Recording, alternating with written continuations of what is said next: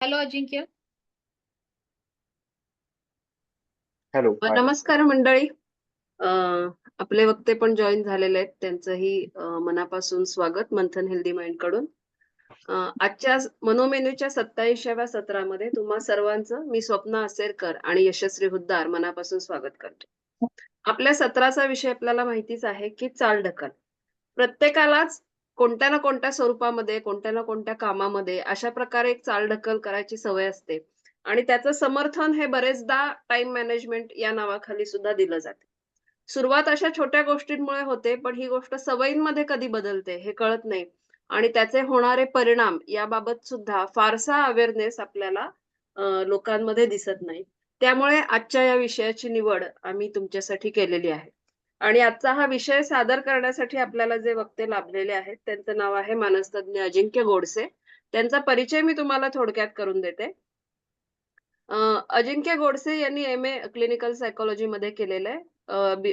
त्यांचं ग्रॅज्युएशन मॅथ्समध्ये आहे. त्याचबरोबर डी-सी-एफ-सी म्हणजे चाइल्ड फॅमिली वेलफेअरचा कोर्स पण त्यांनी केलेला आहे, डिप्लोमा केलेला आहे.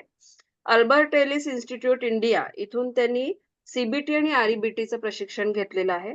सध्या ते पुणे, इचलकरंजी आणि ऑनलाईन सायकोथेरपीची प्रॅक्टिसही करतात. सी आणि आर-ई-बी-टीचा उपयोग करून विविध वयोगटांसाठी अनेक विषयांवर कार्यशाळाही ते घेत असतात.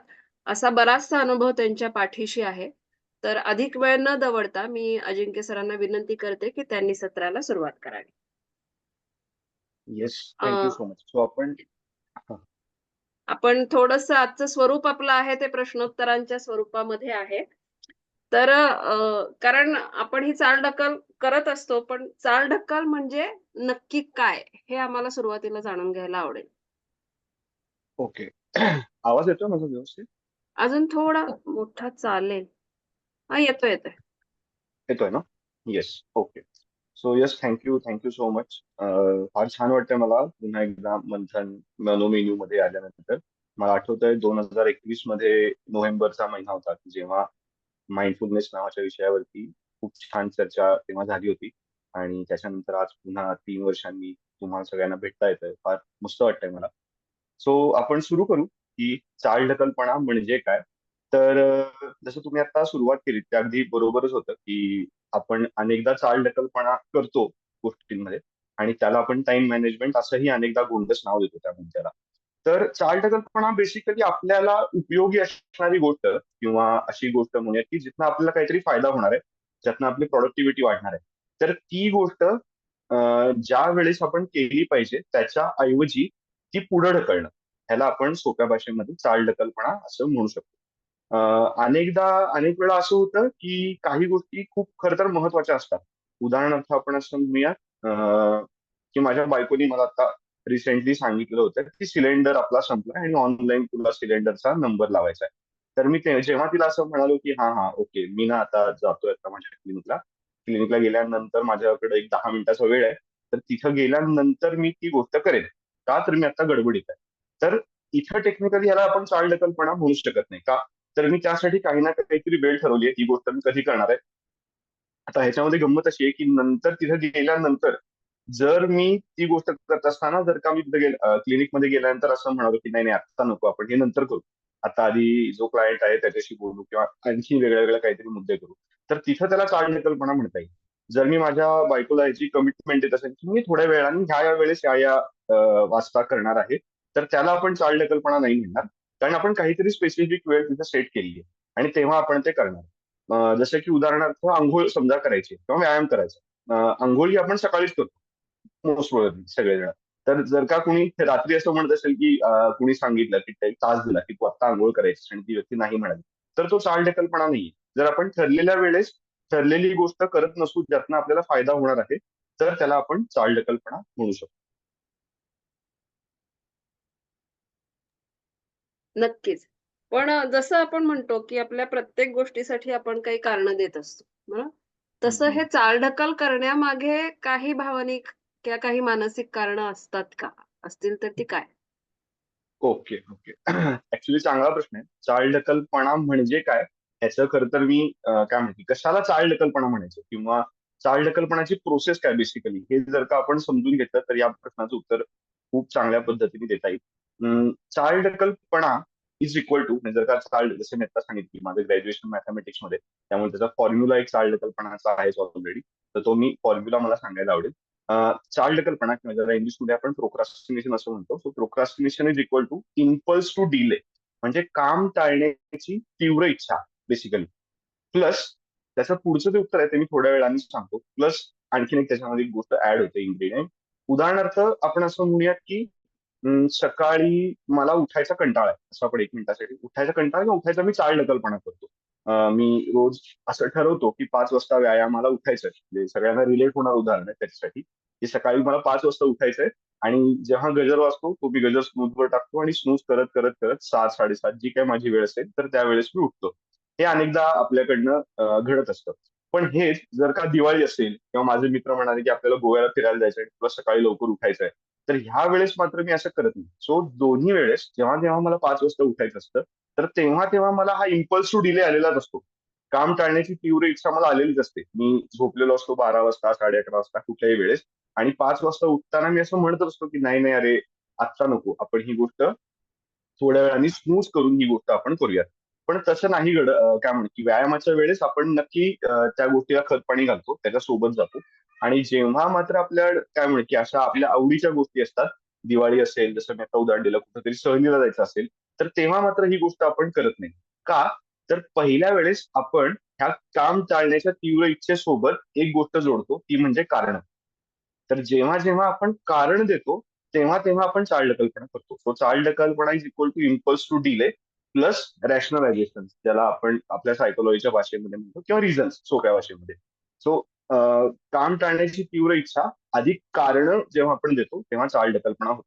जेव्हा दिवाळी असते तेव्हा जर का आपण अशा पद्धतीने कारण दिलं, तर आपल्याला माहिती असतं की आपल्या आनंदाची गोष्ट आपल्यापासून निघून जाईल. त्यामुळे आपण तेव्हा कारण देत नाही.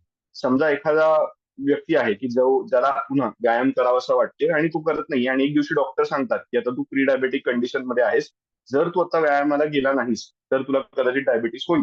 तर तिथं आपण कारण देणं बंद करतो. सो ज्यावेळेस आपण कारण देणं बंद करतो, आपला चालढकलपणा कमी व्हायला सुरुवात होते. आता गंमत अशी आहे की ही जी कारणं आहेत, ही खरं तर मानवी मेंदूचा सगळ्यात काय म्हणतात की भारी क्रिएटिव्हिटी काय असेल तर ही सगळी कारणं आहेत. आपण वेगळ्या वेगळ्या पद्धतीची कारणं देत असतो, अगदी काहीही देऊ शकतो. काल रात्री माझी झोप व्यवस्थित लागली नाही मला, थंडी होती किंवा काही, आपण जर का आठवलं, ज्या ज्या वेळेस आपण चालढकलपणा केलेला आहे, त्या त्या वेळेस आपण अशी भन्नाट भन्नाट कारणं दिली आहेत. आता यात गंमत अशी आहे की ही जी सगळी कारणं आहेत, ही आपण स्वतःलाच देत असतो. चालढकलपणा आपण स्वतःच करत असतो, कारणं पण आपल्याला स्वतःलाच द्यायची असतात. त्यामुळं आपल्याला स्वतःला कसं गंडवता येईल हे आपल्याला माहिती असतं व्यवस्थित.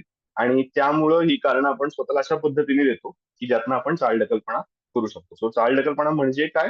तर इम्पल्स टू डिले, काम टाळण्याची तीव्र इच्छा अधिक कारण. हो, हो, हो. खूपच छान.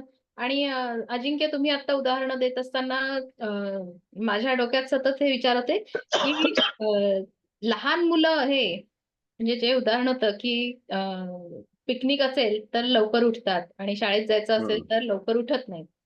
सो हा नाही, आपण हेच करतोय. माझंच उदाहरण मी खरं तर सांगितलं की जेव्हा मी माझी नवीन बाईक घेतलेली होती, तर म्हणजे तेव्हा मी ह्याच्यामध्ये ठरवलं मी होतं असं की म्हणू आता शकते का, की आपल्या इंटरेस्ट असेल, आपल्या इंटरेस्टचं काम असेल तरच आपण लवकर उठतो. सो नाही ऍक्च्युली, हा हा हा, ओके. ह्याच्यामध्ये काय आहे, थोडीशी गंमत आहे. तुमचा प्रश्न पूर्ण होत मग सांग. नाही, तुम्ही सांगा हे आधी, मग पुढच्या प्रश्नाकडे वळूयात आपण. Okay okay. इंटरेस्ट नाहीये ह्याच्यामध्ये. काय आहे की आपल्याकडे चॉईसेस आहेत बेसिकली. जसं की मी उठायचंय किंवा झोपायचंय. आता समोरची सिच्युएशन काय येणार आहे त्याच्यानुसार मी ठरवतो की काय मी चॉईस करणार. आता हं, चॉईस आपण कुठल्या गोष्टीचा करतो की जिथे आपल्याला कमीत कमी त्रास होईल. बरोबर, बरोबर. सो गोव्याला जायचं आहे आणि मी झोपून राहिलो, तर तिथे मला झोपून राहिल्यावर जास्ती त्रास होणार आहे. सो कमीत कमी उठण्याचा त्रास कुठे होणार आहे, तर गोव्याला जाताना होणार आहे. उलट समजा मला व्यायामाला जायचं असेल तर व्यायाम करताना मला जास्ती त्रास होणार आहे, झोपून राहिल्यावर मला कमी त्रास होणार.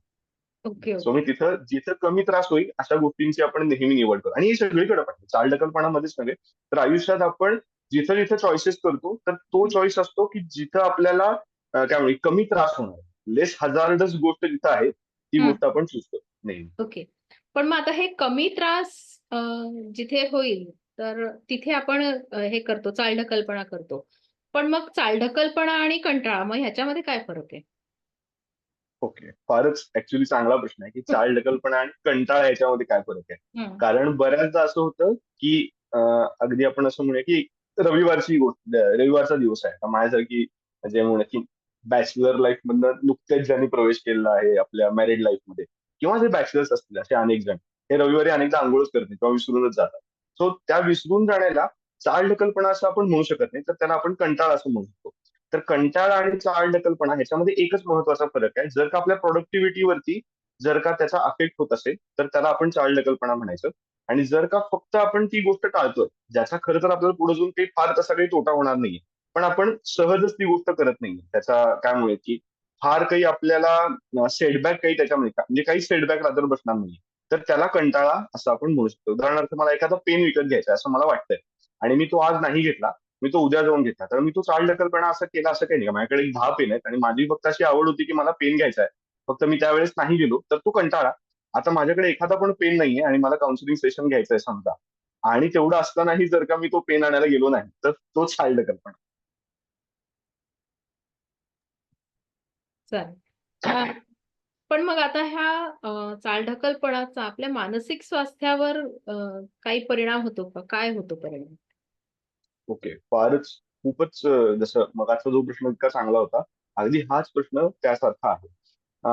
जेव्हा जेव्हा आपल्या लक्षात येईल की आपण चालढकलपणा करतो, तर त्यानंतर आपल्याला एक इमोशन खूप जास्ती त्रास देते जेव्हा आपण त्या एपिसोड मधनं बाहेर येतो. अगदी आपण आता झोपेचं उदाहरण घेतोय त्याच्यामध्ये, की स्नूज करतो, स्नूज करतो, स्नूज करतो. 8 वाजता आपण उठतो, तेव्हा 8 वाजता आपल्याला खूप सारा गिल्ट, अपराधीपणाची भावना येते. आणि ही अपराधीपणाची भावना आपल्याला खूप त्रास देते, आणि त्याच्यामधून आपण स्वतःला पुन्हा एकदा विश करतो, सॉरी, स्वतःला पुन्हा एकदा प्रॉमिस करतो की नाही नाही, मी आज नाही उठलो बरं का, मी उद्या नक्की उठणार. ओके. आणि त्यातनं आता होतं काय की दुसऱ्या दिवशी बहुतेकदा सगळ्यांचा सिनारिओ हा परत रिपीट होतो. पुन्हा दुसऱ्या दिवशी आपण स्वतःला तेच म्हणतो, आपल्याला गिल्ट येतो की नाही नाही नाही, आज नाही बरं का, आपण हे उद्या करणार. सो हा गिल्ट हा अनेकदा आपल्या मनामध्ये साचत राहतो. चालढकलपणामध्ये एंड पॉइंट जो आहे चालढकलपणाचा, तो गिल्ट आहे. आता हा गिल्ट दुधारी तलवार आहे. कशी? तर खरं तर हा जो गिल्ट आहे तो आपल्याला पुश करत असतो बऱ्याचदा, की तुम्ही काहीतरी चांगलं काम करावं. तुम्ही जे ठरवलंय ती गोष्ट करावी यासाठी पुश करतो. आणि एवढं करूनही जर का आपण केलं नाही, व्यक्तीच्या मनामध्ये सतत सतत गिल्ट साचत राहिला, तर काय होईल? एक साधं उदाहरण ह्याच्याशी रिलेट करणार मी तुम्हाला सांगतो, की समजा माझा एक मित्र आहे, की ज्यांनी मला सांगितलं, की अजिंक्य तू ना खूप दिवस झाले माझ्याकडे जेवायला आलेला नाहीस. तर तू असं कर, उद्या दुपारी 1 वाजता तू माझ्या घरी जेवायला ये. आपण मस्त गप्पा मारू, छान एन्जॉय करू. मी म्हटलं ठीक आहे, येतो.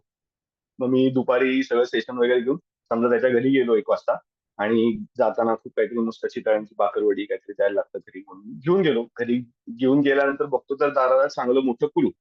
अं, चांगलं मोठं कुलूप आहे दरवाजाला. तर मग आता काय करायचं? म्हणजे एवढं मोठं कुलूप असताना. तर मग मी त्याला फोन करतो. तो फोन उचलत नाही. त्याचा फोन लागतच नाही रादर. आणि मग मी एक 1:15 वाजेपर्यंत, 1:30 वाजेपर्यंत थांबतो. त्याच्या घरातली कुठलीच व्यक्ती मला दिसत नाही. मी घरी परत येतो.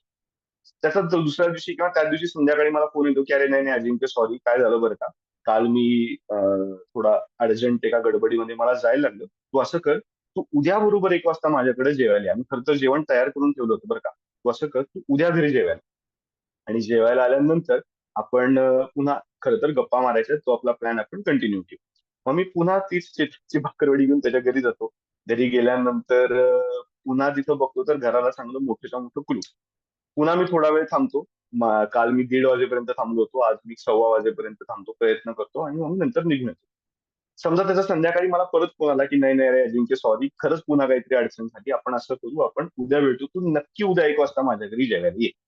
तर ऍक्च्युली जर आपण सगळे या सिच्युएशन मध्ये असू, तर आपण अजिबात त्या दुसऱ्या दिवशी 1 वाजता त्या घरी जेवायला जाणार नाही. का? तर इतक्या वेगळ्या वेगळ्या वेगळ्या वेगळ्या प्रॉमिसेस करून सुद्धा जर का ती गोष्ट घडत नाहीये त्या व्यक्तीकडनं, तर आपल्या त्या मित्राच्या बद्दल आपले होप्सच संपून जातील. एक्झॅक्टली हीच गोष्ट आपल्या मेंदूची आपल्यासोबत होते.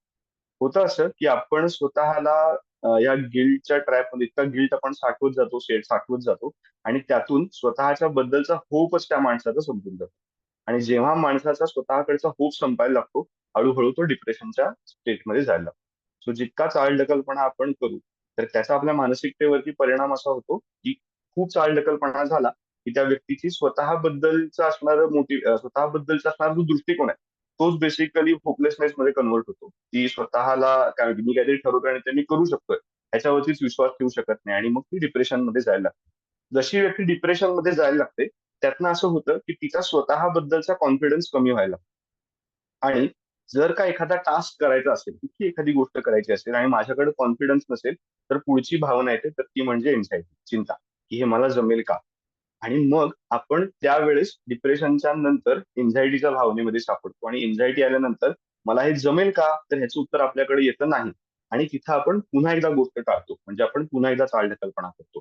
सो मानसिकतेवरती अडचण अशी होते की ह्या विशियस ट्रायंगल मध्ये आपण अडकतो. चालढकलपणा, डिप्रेशन, चिंता. चालढकलपणा, डिप्रेशन, चिंता. चिंतेतनं पुन्हा चालढकलपणा. अशा पद्धतीने आपल्या मनावर, मानसिकतेवरती या गोष्टीचा परिणाम होतो. म्हणूनच गिल्टला काय म्हणू किंवा बेसिकली चालढकलपणाला स्लो पॉइझन असं म्हणतात. चालढकलपणा हा व्यक्तीच्या आयुष्यामध्ये पटकन इफेक्ट दाखवणार नाही, त्याच्या मानसिकतेवरचा परिणाम. पण हळूहळू हळूहळू जसं ते स्लो पॉइझन जर का फिनायला लागलं तर त्याचा नंतर नंतर त्रास व्हायला लागतो. एक्झॅक्टली सेम गोष्ट चालढकलपणामध्ये होते. बरंच म्हणजे मानसिक स्वास्थ्यावर त्याचा खूपच जास्त डीप परिणाम होतो. अ, हम्म. ह्याच्यामध्ये इन्फिरियरिटी कॉम्प्लेक्स हा सुद्धा तिथे वाढीस लागतो का? एक्झॅक्टली एक्झॅक्टली इन्फिरियरिटी कॉम्प्लेक्स म्हणजे काय की मला जमतच नाही. म्हणजे मी ह्या सगळ्यावरती काय म्हणतो की मी खरं तर करण्याचा प्रयत्न करतोय किंवा मी स्वतःला म्हणतोय की मी असं असं करणार, पण मी करत नाही. तर त्याची स्वतःच्या मनातली त्याची प्रतिमाची कमी कमी व्हायला लागते. बरोबर. आणि मग तो हळूहळू स्वतःवरचा कॉन्फिडन्स घालवून टाकतो आणि मग तो हो. गिल्ट आणि मग बाकी सगळे मुद्दे मी हो, सांगितले म्हणजे त्याच्यात काय गिल्ट, मग डिप्रेशन, मग अँक्झायटी, मग लो सेल्फ एस्टीम, इन्फिरियरिटी मग पुन्हा कॉम्प्लेक्स, चालढकल. हे सगळं होत राहतं त्याच्यामध्ये. So yes yes. हे जर का ब्रेक यासाठी करायचं असेल, थांबा थांबा थांबा, हे जर का ब्रेक करायचं असेल तर आपल्याला सगळ्यात पहिल्यांदा चालढकलपणाच कमी करायचा. हो, तेच म्हणत होते, की बेस्ट थिंग इज की चालढकलपणा कमी करणे. पण मग ते कमी करण्यासाठी उपाय काय आहेत? आहेत काही? अहो ताई, ताई, ताई, एक चाल मिनिट. आपण हां, उपायांकडे जरा शेवटी येऊयात. हां, मला एक जरा असा विनोदी प्रश्न असा सुचला, हां. की चालढकलपणा करणं हे काही प्रत्येक वेळेला वाईट नसतं, नाही का? तर कधी चांगलं आहे आणि कधी वाईट असू शकतं. Okay okay. आता काय आहे की जसं की चालढकलपणा करणं हे प्रत्येक वेळी खरं तर वाईटच आहे. जर आपण त्यावेळेस डिले करत असू ऍज अ स्ट्रॅटेजी, पुन्हा ऍज अ स्ट्रॅटेजी, जसं मी मगाशी म्हणालो की मी माझ्या बायकोला म्हणतो की मी आता नाही करणार, नंतर गेल्यानंतर करेन. तर तिथं ती स्ट्रॅटेजी आहे की मला आत्ता या क्षणी वेळ नाहीये, म्हणजे मी तो काही चालढकलपणा करत नाहीये, मी त्या गोष्टीला टाइम अलॉट करून ठेवतोय की मी कधी करणार आहे, कसं करणार आहे, ह्याचा प्रोसेस काय आहे, सगळ्याच गोष्टी मला व्यवस्थित माहिती आहेत. So he as a strategy म्हणून आपण युज करत असू तर तो चालढकलपणा नाही. ओके. सो हां. नाहीतर आपल्याला अनेकदा असं पुन्हा हेच हेच ते कारण आहे जे मगाशी मी म्हणत होतो की इम्पल्स टू डिले प्लस कारण. बरोबर आहे. पण म्हणजे तुम्ही आत्ता जे उदाहरण दिलंत, की मी थोड्या वेळाने ते करणार आहे. डिले केलंय तुम्ही, पण तुम्ही ते करणार आहात. So it's not your procrastination ना. एक्झॅक्टली. It's a strategy. तेच म्हणतोय की ही स्ट्रॅटेजी आहे. ह्याच्यामध्ये मी ठरवलं की हे मी कधी करणार. आता हे जर का मी तिथं गेल्यानंतर जर का मी केलं नाही, तर मग पुन्हा आपण म्हणूया की मी स्वतःला काहीतरी प्रॉमिस केलंय. त्याच्याकडे मी नंतर येणारच होतो, की चालढकलपणा कमी करण्याचे जे उपाय आहेत, तर त्याच्यामध्ये एकूण शास्त्रज्ञांनी चालढकलपणाचे आतापर्यंत 12 टाईप शोधून काढले. तर त्यातला हा एक टाईप आहे. बरं. हा येस, 12. 12 एवढा मानवी मेंदू क्रिएटिव्ह आहे की तो 12 वेगळ्या वेगळ्या पद्धतीने चालढकलपणा करतो. तर त्यातला काय म्हणायचं, एक टाईप आहे, त्याचं नाव आहे प्रॉमिसरी नोट प्रोक्रॅस्टिनेशन. स्वतःला आपण प्रॉमिस करतो, स्वतःला आपण वचन देतो आणि ते वचन दिल्यानंतर आपण पुन्हा एकदा चालढकलपणा करतो. सो तिथं सेम गोष्ट घडते की जे आता म्हणालो तेच, की स्वतःला आपण प्रॉमिस करतोय आणि त्याच्यानंतर पुन्हा चालढकलपणा करतोय, तर पुन्हा आपल्याला तिथं गिल्ट येत राहतो.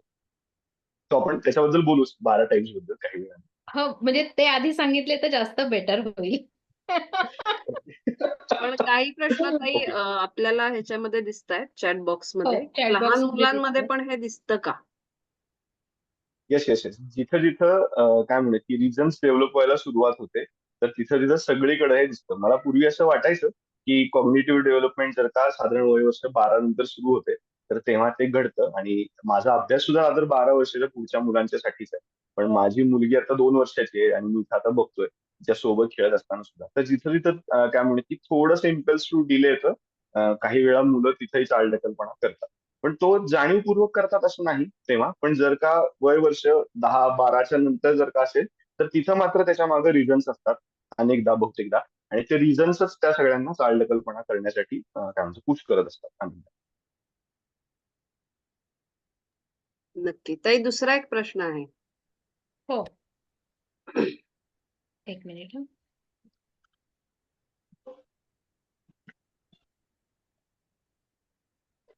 की त्यांनी विचारलंय की ह्या सगळ्यांचं ते आता आपण सांगतोय, ह्या सगळ्याचं मोटिवेशन म्हणजे जे मगाशी सांगितलं की सेल्फ आपण स्वतःला प्रॉमिस करायचं वगैरे.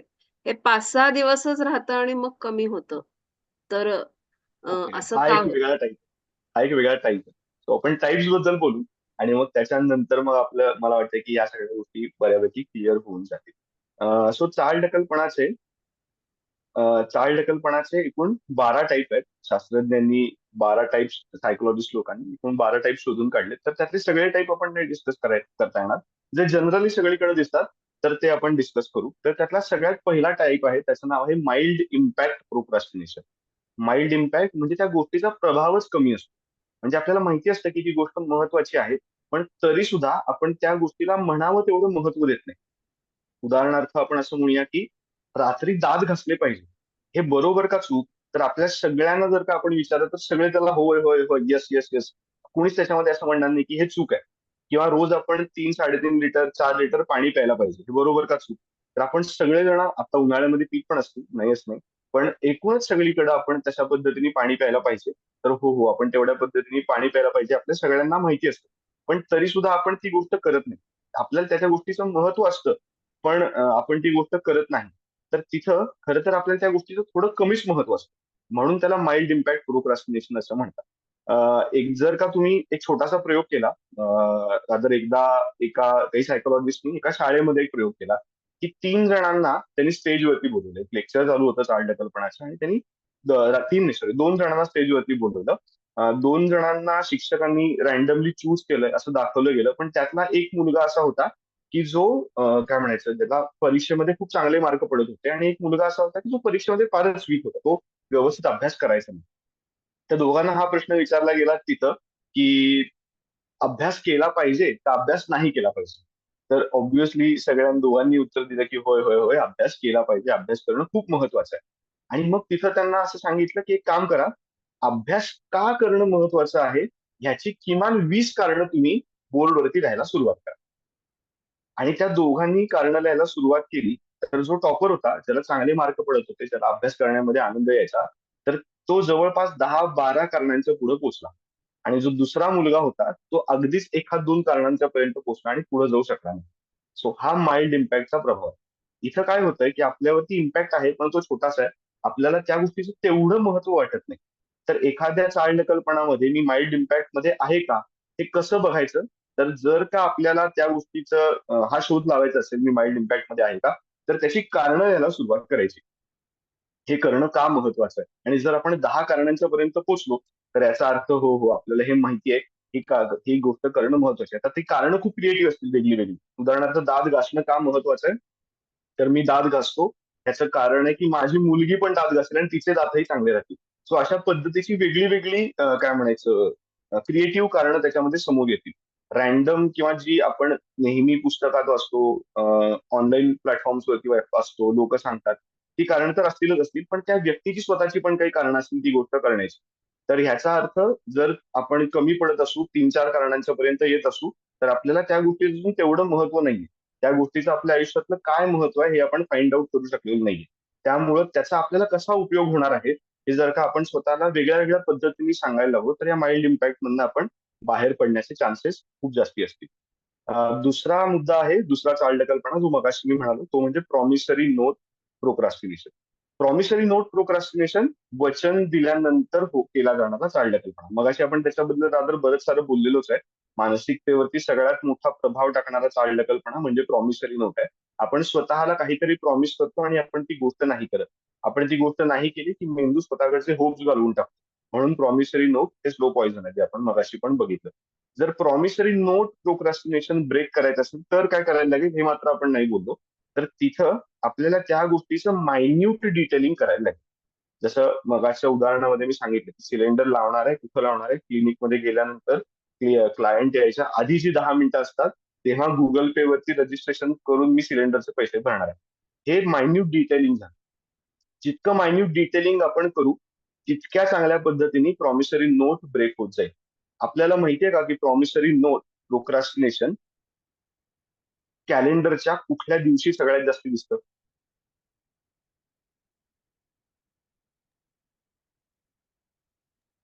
मला असं वाटतं 1 तारखेला.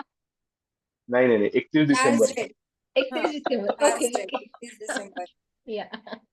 आपण आपण सगळेजण 31 डिसेंबर ही जी तारीख आहे तर त्या दिवशी खूप मोठ्या विशेष करत असतो की मी उद्यापासून ना डान्स क्लास लावणार. आता डान्स क्लास लावणार आहे असं आपण जेव्हा रात्री 12 वाजता सगळेजण सेलिब्रेट करत असतो. नवीन वर्षाचा संकल्प काय आहे तर हो मी डान्स क्लास लावणार आहे. पण मग कुठं लावणार आहे? मी शिक्षक निवडलाय का? ते कुठं असतात? मला त्यांच्याशी बोलणं झालंय का? त्या क्लासची फी किती आहे? मी तिथपर्यंत जाऊन आलीये का? एकूण किती वाजता मी जाणार आहे? किती वेळ देणार आहे? ह्याचं कुठलंच गणित आपल्या डोक्यात नाही. 1 तारखेला आपण मग सुरुवात करतो हे सगळं करायला. हळूहळू करत 7 तारीख होते आणि नंतर आपण ती गोष्ट विसरून जातो. सो प्रॉमिसरी नोट मध्ये पुन्हा हीच गोष्ट, मुलं अभ्यासाला बसणार असं म्हणतात आणि अभ्यासाला बसत असताना ते असं म्हणतात की मी ना संध्याकाळी 7 ते 8 अभ्यास करतो. आता अभ्यासाला बसत असताना जेव्हा 7 वाजतात तेव्हा मग माझं पुस्तक कुठे आहे? माझी वही कुठे आहे? मी कुठं बसणार आहे? तिथं आवाज नाहीये ना, तिथं टीव्ही दिसत नाहीये ना, तिथं पाणी आहे का, तिथं पेन आहे का, तिथं पट्टी आहे का? आता ते सगळं घेतल्यानंतर मी कुठला अभ्यास करणार? आणि हे सगळं करत 7:30 वाजतात आणि 7:30 ते 8 मी अभ्यास केला की माझं काम संपलं. तर इथं जर त्याचं मायन्यूट डिटेलिंग आधीपासून तयार असेल तर आपण प्रॉमिसरी नोट प्रोक्रॅस्टिनेशन पासून वाचण्याची शक्यता आहे. तिसरं प्रोक्रॅस्टिनेशन, मायन्यूट डिटेलिंगचा अर्थ असा आहे की छोटे छोटे मुद्दे त्यामध्ये असणारे सगळे प्लॅन करणं. उदाहरणार्थ समजा आपण असं म्हणूया की आपण ठरवलंय की पनीरची भाजी करायची घरामध्ये. तर त्याचं मायन्यूट डिटेलिंग कसं असेल तर माझ्याकडे पनीर आहे का? पनीर सोबत मी जो मसाला करणार आहे तर तो मसाला मी घरी तयार करणार आहे का कुठल्या ब्रँडचा विकत आणणार आहे? सुहानाचा जनरली आणतात तर तो मी सुहानाचा आणणार आहे का? आणि का कुठल्या ब्रँडचा आणणार आहे? तो आणल्यानंतर मी कुठली भाजी करणार आहे हे माझं ठरलंय का? त्यासाठी लागणारी जी ग्रेव्ही आहे जी घरात करायला लागते ती माझी तयार आहे का? किंवा ती मी कशी करणार आहे? तर त्याच्या सगळ्याच वेगळं वेगळं वेगळं वेगळं डिटेलिंग जितकं आपण करत जाऊ, जे ते जितकं चांगल्या पद्धतीनं असेल त्यातून आपण प्रॉमिसरी नोट ब्रेक करण्यासाठी काय म्हणतो की चांगल्या पद्धतीने पुढे जाऊ शकतो. तिसरा प्रोक्रॅस्टिनेशनचा टाईप आहे त्याचं नाव आहे बिहेवियरल प्रोक्रॅस्टिनेशन, ज्याला मराठीमध्ये खूप चांगलं नाव आहे. त्याचं नाव आहे आरंभशूरता. जे मगाशी स्वप्ना मॅडम म्हणतच होत्या की 5-6 दिवस टिकतं आणि त्याच्यानंतर मात्र ती गोष्ट टिकत नाही. तर हे असं का घडतं? याचं उत्तर आहे बिहेवियरल प्रोक्रॅस्टिनेशन, आरंभशूरता. याच्यामध्ये व्यक्ती काय करते? सुरुवात करते.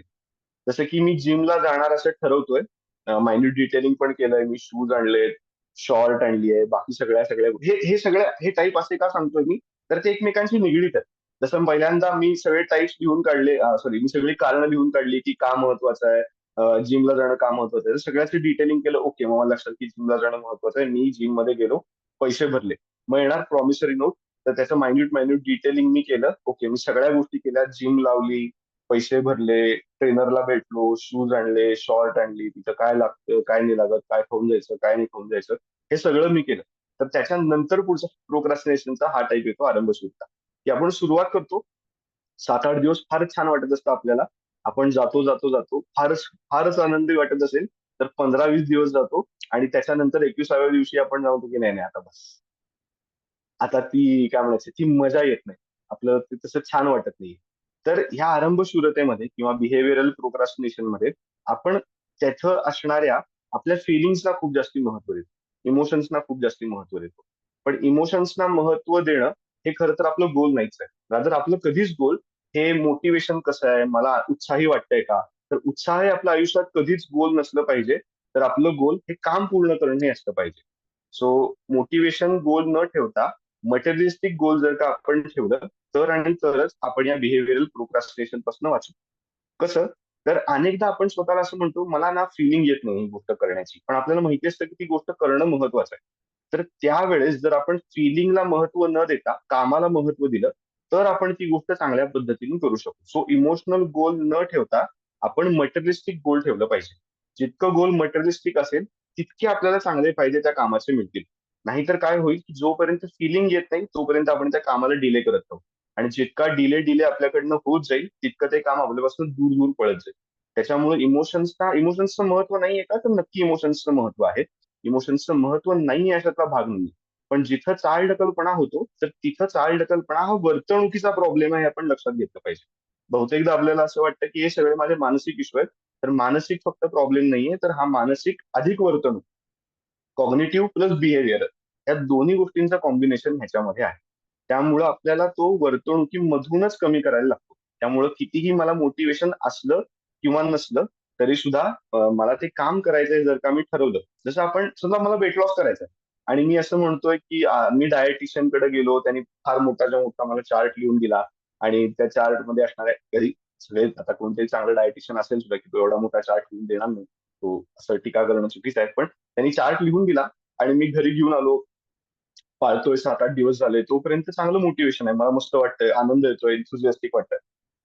नंतर जसं माझं मोटिवेशन कमी व्हायला लागेल मी त्या डाएट चार्टकडे लक्ष देणं बंद करून टाकेल. सो माझं गोल हे मटेरियलिस्टिक म्हणजे काय, की माझं गोल काय आहे, तर माझं वजन कमी करणं. माझं वजन आता 80 किलो आहे, तर माझं एम आहे की माझं वजन 72 किलो व्हायला पाहिजे. ओके, सो ते होण्यासाठी मी काम करेन. मला छान वाटतंय का नाही वाटतंय याच्या मागे नाही लागणार. अनेकदा डोपामिनच्या मागे आपण सगळेजण लागतो की आपल्याला डोपामिनचा चंक मिळाला पाहिजे म्हणून आपण प्रयत्न करत असतो. म्हणून मग वेगळ्या वेगळ्या ट्राय पण करण्याच्या मागे लागतो. सो जिम ही नको, मग ती नको, तर मग ती. ही जर का बिहेव्हिअरल प्रोक्रॅस्टिनेशन जर का ब्रेक करायचं असेल तर तिथं आपल्याला स्वतःला वेगळ्या वेगळ्या टाईपच्या काय म्हणेल की एक्सपोजर्सना समोर आणायला लागेल. आणि त्याच्यासोबत ही गोष्ट मात्र मनात नक्की पटवून ठसवून ठेवायला लागेल की माझं गोल काय आहे? माझं गोल इमोशनल स्टेट आहे का मटेरियलिस्टिक आहे?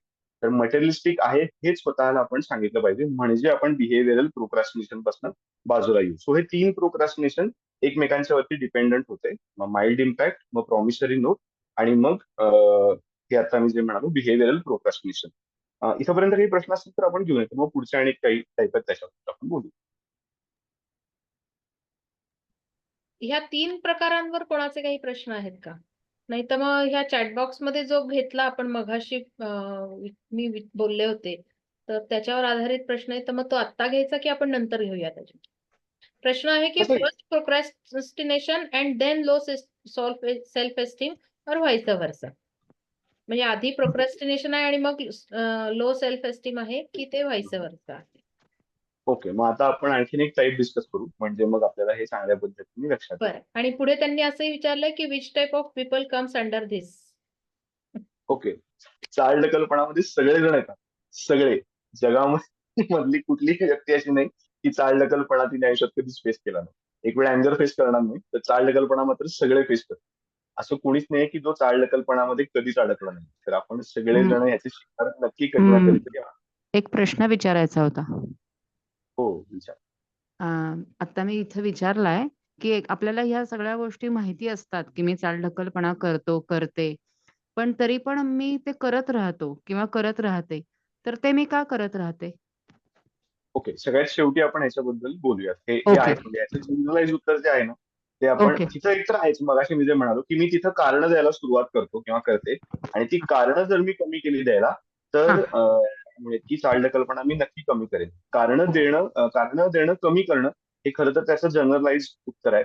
पण ओके. आणखीन एक गोष्ट याच्यामध्ये आहे जी शेवटच्या एक 5-10 मिनिटांमध्ये आपण नक्की बोलूया. ओके. येस. येस, काही सांगत होता.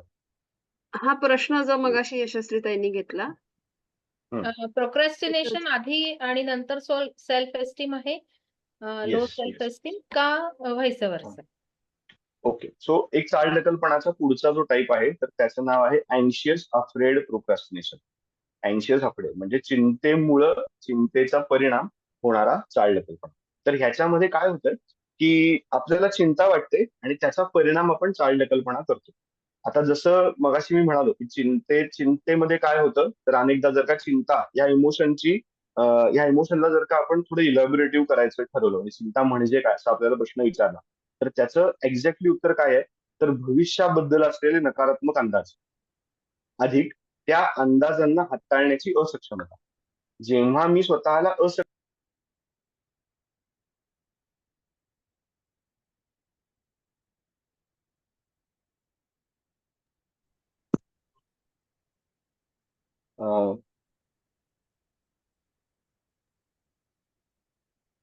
आता ऐकू येतंय? सॉरी, मला फोन आला होता.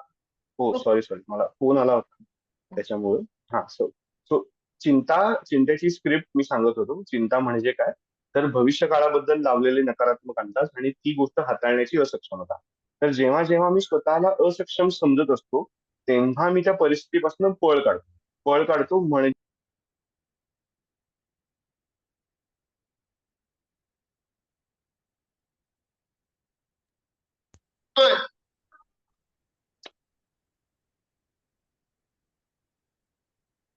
हॅलो, हा, ऐकू येतंय. येतोय. सॉरी, माझे वडील फोन करतायत. I don't know Y. Okay. हा, तर तर मी सांगत होतो की जिथं मी असक्षम आहे, तर तिथं मी त्या परिस्थितीपासून पळ काढण्याचा प्रयत्न करतो आणि तो पळ म्हणजे प्रोक्रॅस्टिनेशन आहे. आता इथं काय होतंय की मला काही गोष्टी जमत नाही. जसं मी म्हणत, लो सेल्फ इस्टीम म्हणजेच काय, की मी असक्षम आहे ती गोष्ट हाताळण्यासाठी, आणि हम्म. म्हणून मी प्रोक्रॅस्टिनेट करतो, चालढकलपणा करतो. तो चालढकलपणा माझं डिप्रेशन तयार करणारच आहे, आणि या डिप्रेशनचा परिणाम मी पुन्हा एन्झायटीकडे वळणार आहे. सो हा ट्रायंगल आहे. हम्म. असं नाहीच आहे की चालढकलपणामधून डिप्रेशन, डिप्रेशन मधून एन्झायटी आणि एन्झायटी मधनं चालढकलपणा, अशा पद्धतीनंच तो फिरेल असं नाही. एन्झायटीतनं चालढकलपणा, चालढकलपणामधनं डिप्रेशन, आणि डिप्रेशन मधून पुन्हा एन्झायटी, अशा पद्धतीने तो जाऊ शकेल. सो काय म्हणतो की हे दोन्हीकडे पण त्या पद्धतीने घडणार आहे. सो प्रोक्रॅस्टिनेशन मधूनच नेहमी सुरुवात आहे अशातला भाग नाही. इमोशन्सचा परिणाम सुद्धा चालढकलपणा होतोच होतो. जर इव्हन Right. डिप्रेशन असेल आणि मग मला जमत नाही असं मला वाटतं की मी जाऊन माझ्या मित्रांसोबत नाही बोलू शकणार आहे, आणि मग त्यातून पुन्हा मी चालढकलपणा करतो. सो ह्या पद्धतीने सुरू राहतं. सो अँशियस अफ्रेड प्रोक्रॅस्टिनेशन मध्ये आपण चिंतेचा परिणाम चालढकलपणा करतो. तर का करतो, तर मी स्वतःला असक्षम समजतो. पण मी ऍक्च्युली असक्षम आहे काय, ह्याचा प्रश्न आपण स्वतःला विचारला पाहिजे. जर आपल्याला लक्षात येईल की ह्या पद्धतीच्या परिस्थितीवरती मी आतापर्यंत कधीच आयुष्यामध्ये उत्तर काढलेलं नाहीये का, तर नक्की आपण ह्या पद्धतीच्या प्रसंगांच्या मध्ये स्वतः उत्तर काढलेलं, आणि काही काही वेळा नाही पण काढलंय. तर हे असं का घडलंय की मी काही काही वेळा काढलंय आणि काही काही वेळा नाही काढलंय, तर ज्या ज्या वेळेस मी तिथं अशा काही चांगल्या पद्धतीचे स्किल्स शो केले, जेव्हा जेव्हा मी प्रॉब्लेम सॉल्व्हिंग अप्रोच ठेवला, तर तेव्हा तेव्हा हे माझ्याकडनं घडलं.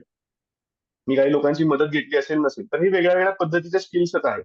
तर ते स्किल्स आपले चांगल्या पद्धतीचे असतील, तर मी त्या प्रॉब्लेमपेक्षा मोठा होईल. मी जर स्वतःला असक्षम समजत असेल, तर तो प्रॉब्लेम माझ्यापेक्षा मोठा आहे, तर मी तो सॉल्व्ह नाही करू शकणार. पण जर मी सक्षमता स्किल बेसवरती जर का स्वतःची चांगल्या पद्धतीने निर्माण करू लागलो, तर प्रॉब्लेम मला आवाक्यात येईल, काय करायचं मला लक्षात येईल, आणि मी तो चालढकलपणा कमी करण्यासाठी किंवा रादर ती गोष्ट अवॉइड नाही करणार. इथं काय आहे, चालढकलपणा म्हणण्यापेक्षा गोष्ट अवॉइड करणं, बेसिकली गोष्ट टाळणं, इथं जास्ती आपलं लक्ष असतं. जसं की स्टेजवरती जाऊन बोलायचंय. हम्म. आता मला माहिती आहे की मला बोलता येतं, त्याचे मला फायदे पण आहेत, हे मला त्याचा उपयोग पण मला होणार आहे, मला बक्षीस पण मिळणार आहे जर का वक्तृत्व स्पर्धा असेल तर, हे सगळं मला माहितीये. पण ह्या सगळ्याच्या मध्ये स्टेजवरती गेल्यानंतर लोक मला हसतील, लोक माझी चेष्टा करतील, मी जर चुकलो तर नंतर वर्गामध्ये मला शिव्या खायला लागतील. तर असे वेगळ्या वेगळ्या पद्धतीचे भविष्याचे नकारात्मक अंदाज जे आता मी म्हणालो, ते जर का आपण बांधले, तर आपण स्वतःला असक्षम समजायला लागलो, तर आपण स्टेजवरती जाणार नाही, तर आपण तिथं तो चालढकलपणा करू. पण खरंच लोक माझ्यावरती हसतील का, का माझ्या डोक्यातच चाललंय फक्त, मी जाऊन तिथं बघितलंय का, तर ते मी काही नाही बघितलेलं. सो हे जे काही चाललंय हे सगळं माझ्या डोक्यात चाललंय, माझे विचार आहेत. आणि दुसरं, खरंच समजा लोक हसले म्हणून माझ्या अंगाला काही भोकं पडणार आहेत का, रादर मी काहीतरी गोष्ट ट्राय करतोय, माझं काही बोलण्याचं स्किल आहे, ह्याच्याकडे मी चांगल्या पद्धतीने लक्ष देऊ शकतोय, ते जितकं मी सुधारेल तितकं मी चांगल्या पद्धतीने समोर जाऊन प्रेझेंट करेन. आणि एवढं एवढं होऊ नये, समजा कोणी हसलंच तरी सुद्धा मला स्वतःला तसं टेक्निकली काहीच फरक पडणार नाहीये. मी काय म्हणतो की लोक जरी माझ्यावरती हसले तरी सुद्धा मी त्या गोष्टीला फेस करू शकतो. लोक माझ्यावरती हसले म्हणून मी मूर्ख किंवा गाढव ठरत नाही. कारण की कधी काही काही हसतील म्हणजे सगळेच लोक हसतील का, तर ऍक्च्युली नाही. तर समजा वर्गामध्ये 50 लोक आहेत, तर त्यातली 5-6 मुलं असतील, पण 40 मुलांनी तरी माझं नीट ऐकून घेतलं ना. सो काही जणांनी ऐकून घेतलं, काही जणांनी नाही ऐकून घेतलं. म्हणजे सगळे लोक असले का, तर सगळे लोक नाही असले म्हणजे मी असक्षम नाही. हे जर का मी स्वतःला व्यवस्थित समजावून सांगायला लागलो, तर त्यातून आपला हा चालढकलपणा कमी होण्यासाठी मदत होईल. त्याच्यानंतरचा पुढचा टाईप आहे, तर तो आहे लेटनेस प्रोक्रॅस्टिनेशन. लेटनेस प्रोक्रॅस्टिनेशन म्हणजे काय, की खरं काम आणि खोटं काम ह्याच्यामधला फरक न करता येणं.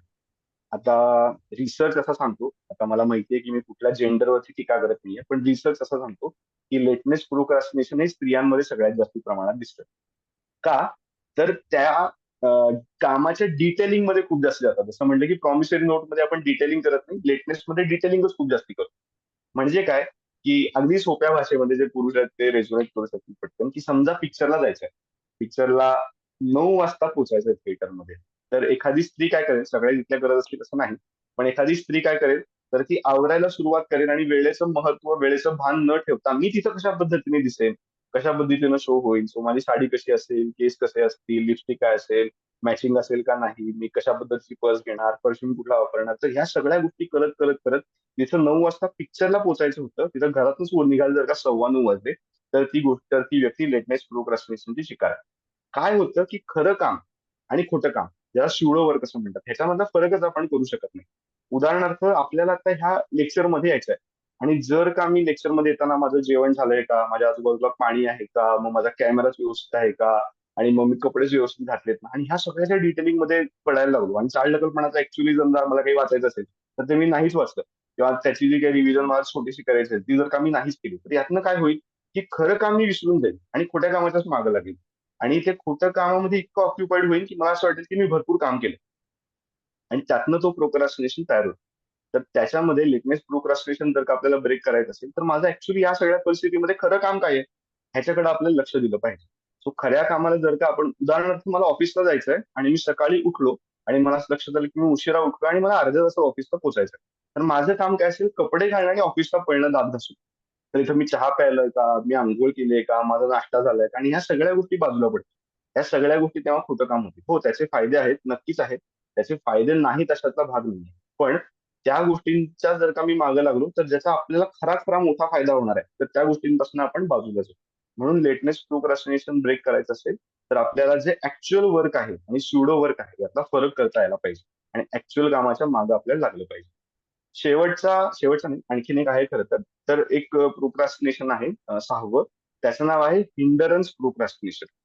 हिंडरन्स प्रोक्रॅस्टिनेशन म्हणजे काय, की मध्ये मध्ये येणारा, मध्ये मध्ये करून चालढकलपणा करायला लावणं बेसिकली. हे आपल्याला ऑफिसच्या कामामध्ये, आपल्या आजूबाजूच्या लोकांमध्ये आपल्याला अनेक वेळा दिसतं. ते काय करतात, की त्यांना त्यांचं काम इतकं मोठं वाटत असतं की त्यांना ते स्वतःला करायचं नसतं, आणि मग ते इतरांच्या मध्ये मध्ये येऊन त्यांनाही त्यांचं काम पुढे ढकलण्यासाठी प्रवृत्त करतात, की अरे आता आपण काय करू, हे ठीक आहे, तुझं काम फार महत्वाचं आहे, आय नो, पण आपण जरा चहा पिऊन येऊ आणि त्याच्यानंतर तू त्या कामाला बस. सो इथं मध्ये मध्ये करून आपल्याला त्या कामापासून दूर नेऊन स्वतः पण टाइमपास करायचा आणि आपल्यालाही टाइमपास करायला लावायचा. सो इथं हिंडरन्स प्रोक्रास्टिनेशन असं म्हणतात. अनेकदा आपणही त्याच्यामध्ये असू, नाही अशातला भाग नाही, की आपल्याला ते काम थोडंसं ओव्हरवेल्मिंग वाटतंय आणि आपल्यासोबतचे इतर मात्र करताना दिसत आहेत, तर आपण स्वतःही ते करायचं नाही आणि इतरांनाही ते करू द्यायचं नाही, काहीतरी वेगळाच मुद्दा त्याच्यामध्ये आणायचा आणि ते जे काही आहे ते सगळं डिले करत जायचं. तर ह्या हिंडरन्स मध्ये आपल्याला हे शोधायला लागेल की मी नाही आहे ना तो पहिल्यांदा. जर का मी तो पहिल्यांदा नसेल आणि कोणीतरी मला हे करायला लावत असेल, किंवा कोणीतरी माझ्या कामामध्ये मध्ये मध्ये येऊन व्यत्यय आणत असेल, तर त्या व्यक्तीला मला असर्टिव्हली हे सांगायला लागेल की नाही, मी आता येणार, माझं एक काम पूर्ण झाल्यानंतरच मी येईल, आणि त्याच्यानंतरच मी काय म्हणेल की तू जर का चहा प्यायला म्हणत असेल किंवा आणखीन काही करायला सांगत असेल तर मी त्याच्यासोबत तुझ्याकडे येईल. आणि सगळ्यात शेवटचा आपण आज डिस्कस करण्याचा चालढकल, मला माहितीये माझ्या वेळेकडे लक्ष आहे, चालढकलपणाचा टाईप आपण आज घेऊ. तर त्याचं नाव आहे फिअर ऑफ सक्सेस प्रोक्रॅस्टिनेशन. लोकांना यशच नको असतं किंवा यशाचीच भीती वाटते, आणि त्याचा परिणाम ते चालढकलपणा करतात. लिटरली मला असे अनेक जण माहिती आहेत की त्यांना ते यश नको आहे. मी जर का प्रमोशन घेतलं तर मी माझं गाव सोडून दुसरीकडे कुठेतरी जाईन, आणि मला ते नको आहे. मला माझ्याच गावामध्ये आहे त्या ठिकाणी ठेविले अनंते तैसेची राहावेची चुकीची काय म्हणत की अर्थ लावून, ह्या अशा पद्धतीचा चालढकलपणा, ज्याला फिअर ऑफ सक्सेस असं म्हणतात. फिअर ऑफ सक्सेस मध्ये काय होतं बेसिकली, की आपल्याला जे चाइल्डहुड मेसेजेस दिलेले असतात लहानपणी, आपल्या पालकांनी, आपल्या आजूबाजूच्या लोकांनी आपल्याला जे वेगळे वेगळे मेसेजेस दिलेले असतात, तर ते सगळे मेसेज आपल्या डोक्यामध्ये आपण खरे मानत असतो, आणि त्यातून आपण काय म्हणूयात की हा चालढकलपणा करत असतो. हा चालढकलपणा आपल्यामध्ये आहे का, हे बघण्याचा एक सोपा प्रश्न मी तुम्हाला सगळ्यांना सांगतो. सोपा प्रश्न असा आहे, या एका महिन्यामध्ये मी 1 कोटी रुपये कमवायचे असतील मला, तर मला काय करायला लागेल? तर ह्याच्यामध्ये जे जे आपल्या डोक्यामध्ये उत्तर यायला लागतील तर ती सगळी चाइल्डहुड मेसेजेस आहेत जे आपल्या लहानपणापासून आपल्या डोक्यात आलेले आहेत. तर आपल्याला त्या सगळ्यांवरती ओव्हरकम करायला लागेल. मग तू मुलगाच आहेस किंवा आपल्याकडे पैसेच नाही आहेत किंवा तू मुलगीच आहेस, तर वेगळ्या वेगळ्या पद्धतीचे चाइल्डहुड मेसेजेस असतात आणि त्या चाइल्डहुड मेसेजेसचा परिणाम आपण चालढकलपणा करतो. सो असे वेगळ्या वेगळ्या पद्धतीचे एकूण 7 टाईप आपण बघितले. एकाने सांगितले की ते सगळे रिपीट करा. तर एक आहे माइल्ड इम्पॅक्ट, दुसरा आहे प्रॉमिसरी नोट, तिसरा आहे बिहेवियरल प्रोक्रॅस्टिनेशन, मग लेटनेस प्रोक्रॅस्टिनेशन, अँशियस अफ्रेड प्रोक्रॅस्टिनेशन आणि फिअर ऑफ सक्सेस प्रोक्रॅस्टिनेशन आणि हिंडरन्स प्रोक्रॅस्टिनेशन. सो हे 7 टाईप आतापर्यंत आपण बघितले. अ, याच्यामध्ये एक प्रश्न असाही आहे की मुलं चालढकल करत असतील तर काय उपाय करावा? तर ह्याच्यामध्ये मला ह्याचं उत्तर तुम्ही देण्याच्या आधी मला असं एक विचारायचंय की आपण जे ब्रेन ट्रेनिंग म्हणतो, तर त्याचा इथे किती उपयोग होतो? आणि दुसरं असं की आपण जर लहानपणापासूनच जर मुलांना अशा पद्धतीचं काही ट्रेनिंग देऊ शकतो का, की ते चालढकल पुढे करणार नाहीत किंवा कमी प्रमाणात करतील कमी असं करतील. काही? हा, हं, कमी हं. करतील. म्हणजे अगदीच करणार हा, नाही असं नाहीये, पण कमी प्रमाणात करतील. ओके. तर त्याचे 2 मुद्दे आहेत ह्या उत्तराचे. तर ब्रेन ट्रेनिंग किंवा रादर ह्याची सवय सोप्या भाषेमध्ये. तर आपण सगळ्यांनी न्यूरोप्लास्टिसिटी हा शब्द ऐकला असेल किंवा ऐकला नसेल तर सगळ्यांसाठी न्यूरो म्हणजे बेसिकली न्यूरॉन्स, आपला मेंदू किंवा मेंदूमधले मज्जातंतू आणि प्लास्टिक मज्जातंतू हे प्लास्टिक सारखे असतात. त्याच्यामुळे ते हव्या त्या पद्धतीने आपण वळवू शकतो अशी ही थिअरी सांगते. ह्याच्यामध्ये काय आहे की आपण जेव्हा एखादी गोष्ट तयार करतो तेव्हा आपल्या डोक्यामध्ये न्यूरॉन्सचा रस्ता तयार होतो ज्याला न्यूरो पाथवे असं म्हणतात. हं. हा न्यूरो पाथवे जेवढा स्ट्रॉंग तेवढी ती सवय जास्ती चांगल्या पद्धतीने. सो मुलांच्या मध्ये चालढकलपणा कमी करायचा असेल तर आपल्याला त्यांची कारणं पहिल्यांदा कमी करायला लागतील. ती कारणं जितक्या चांगल्या पद्धतीने आपण कमी करू आणि स्वतः आपण करायसाठी प्रयत्न करू. काय म्हणतो त्यांच्या सोबत आपण पण करायला लागू. रादर आपणच अनेकदा ती कारणं मुलांच्या समोर तयार करून देत असतो. मुलं आपल्याकडे बघत असतात, आपल्याला ऑब्झर्व्ह करत असतात आणि त्यातूनच खरं तर काय म्हणते की ते चालढकलपणा करत असतात. सो पालक म्हणून पहिल्यांदा आपली काय म्हणते जबाबदारी ही आहे की आपण चालढकलपणा कमी केला पाहिजे. जर मुलांच्या समोर आपण म्हणतोय की मी एखादी गोष्ट करणार हो. आणि त्याच्यानंतर आपण ती नाही करत आहे, तर तिथं आपण ती कारण काहीतरी देतो आणि मुलं नक्की ते ऐकत असतात. म्हणजे ती इतकी शार्प असतात खरं तर म्हणजे लहान मुलं जोपर्यंत ते स्वतःच्या विश्वात असतात रादर, तर तिथं तोपर्यंत ती सगळी मुलं ही आपल्या पालक काय वागतायत, कशा पद्धतीने पालक नाही, कोणच आजूबाजूचं जग जे आहे ते काय वागतंय, तर त्या गोष्टी ते बघत असतात. बरोबर आहे. मुलं अनुकरणातनं शिकतात असंच म्हणतो आपण. Yes, yes. सो सो ते अनुकरण कमी केलं सॉरी अनुकरण आपण चांगल्या पद्धतीने केलं पाहिजे. केलं सॉरी आपण पाहिजे. चांगल्या पद्धतीने बिहेव केलं पाहिजे म्हणजे मुलांचं अनुकरण चांगल्या पद्धतीने होईल. होय. चालढकलपणा कमी करण्याचा उपाय मगाशी एकाने विचारला. हो. तुमचा प्रश्न नसेल तर मी पुढे जाईन या मुद्द्याला हां. थोडंसं. नाही आपण उपायांकडेच वळूयात आता. कारण ह्या इथे त्या पद्धतीने विचारलं होतं, की अशा वेळी काय करावं? हे रिजिडिटी सोडत नाहीत. आर-आर यांचाच प्रश्न होता. अ, अ, तर जरा थोडंसं इलॉबरेट कराल का?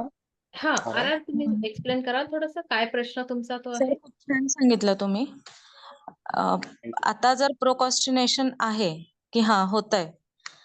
हम्म. अशा वेळेला काय करावं? खूप मोठा मागे काय डोंगर काय उभा असतो आणि नवीन गोष्टी हातात घ्याव्या, नाही घ्याव्यात, मागच्या क्लिअर कराव्यात. ह्यामध्ये अजून काही गोष्टी मागे पडतात किंवा मग मेसअप होतं. तर मग हे कसं करता येईल? ओके. सो जे जनरलाइज उत्तर आहे ते हे नाहीये. तुमचा जो प्रश्न आहे त्याच्यासाठीच उत्तर मी आता सांगतोय. तर त्याचं नाव आहे जीटीडी प्लॅन फॉलो करावा. जीटीडी प्लॅनचा अर्थ असा आहे get things done plan. Get things done plan. हा जीटीडी प्लॅन काय सांगतो तर कुठलंही आपल्याला काम करायचं असेल तर त्याला एकूण 7 स्टेप्स मध्ये डिवाइड करा आणि पहिल्या स्टेप पासून सुरुवात करा आणि आपल्याला स्वतःला हे सांगा की मला आता फक्त पहिली स्टेप करायची. उदाहरणार्थ आपण असं म्हणूयात की मला एक लेख लिहायचा आहे छोटासा असं आपण आता म्हणूयात आणि हा लेख लिहिण्यासाठी मला स्वतःला खूप मी प्रोक्रॅस्टिनेट करतोय. सो गेटिंग डन प्लॅन मध्ये काय 7 स्टेप्स काय तयार होतील तर पहिली गोष्ट त्याचा टॉपिक काय असेल हे ठरवणं. दुसरं बसण्याची जागा ठरवणं. तिसरं वही पेन घेऊन त्या ठिकाणी बसणं. चौथं त्याचं स्ट्रक्चर जे असेल त्याचे जे मुद्दे असतील तर त्याचे हायलाइट पॉईंट तयार करणे. पाचवा पहिला पॅरेग्राफ लिहिणे. सहावा दुसरा पॅरेग्राफ लिहिणे. सातवा तिसरा पॅरेग्राफ लिहिणे. सो अशा पद्धतीने माझं काम ही पहिली स्टेप जी असेल किंवा रादर जी स्टेप असेल माझ्या डोळ्यासमोर ती स्टेप पूर्ण करणं, हे जर का आपण डोक्यात घेतलं तर हळूहळू या गोष्टींपासून आपण करायला लागतो. अनेकदा आपल्याला जेव्हा ओव्हरवेल्मिंग वाटतं तर तेव्हा आपण अँशियस अफ्रेड प्रोक्रॅस्टिनेशनचे शिकार होत असतो. तर तिथं काय होते गंमत, की अँशियस अफ्रेड पासून जर का आपल्याला बाजूला जायचं असेल तर पुन्हा डोंगर जरी असला या सगळ्याच्या मागं किंवा रादर पुढे सुद्धा अनेक गोष्टी आहेत. तर पुढे ज्या गोष्टी आहेत त्यासाठी जीटीडी प्लॅन आहे. मागं ज्या राहून गेलेल्या गोष्टी आहेत त्यासाठी पण आपल्याला उलटा जीटीडी प्लॅन बसवायला लागेल. आणि हे सगळं करण्यासाठी आपण सक्षम आहे. हे डिले आपणच केल्याशिवाय जबाबदारी पण आपलीच आहे. हे डोळ्यासमोर ठेवून जितकं शक्य आहे तितक्या चांगल्या पद्धतीने मायन्यूट डिटेलिंग करून आपण पुढे जाऊ. ओके. Thank you sir, thank you. आणि फिअर ऑफ येस. सक्सेस प्रोक्रॅस्टिनेशनशी रिलेटेड विचारलं होतं की रिजिडिटी कशी कमी करावी या बाबतीमध्ये. थोडासा प्रश्न इलॉबरेट कराल का तुमचा? Fear of success procrastination sir तुम्ही सांगितलं की ज्याच्यामध्ये आपल्याला आहे त्याच्यामध्ये रिजिडिटी म्हणजे काय म्हणताय मला लक्षात आलं. नकोच मग त्या गोष्टीकडे दुर्लक्ष करायचं की मग ते काहीतरी म्हणजे कोल्ह्याला द्राक्ष आंबट सारखं की तिकडे लक्षच नको द्यायला. मग हा एक प्रकार होतो ना. ओके, थोडासा म्हणजे एखादा मला प्रसंग नवीन सांगण्याचा प्रयत्न करू शकाल?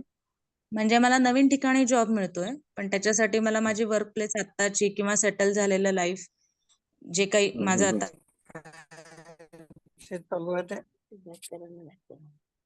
आवाज. हॅलो. स्नेहा तुमचा माईक जरा म्यूट करता का?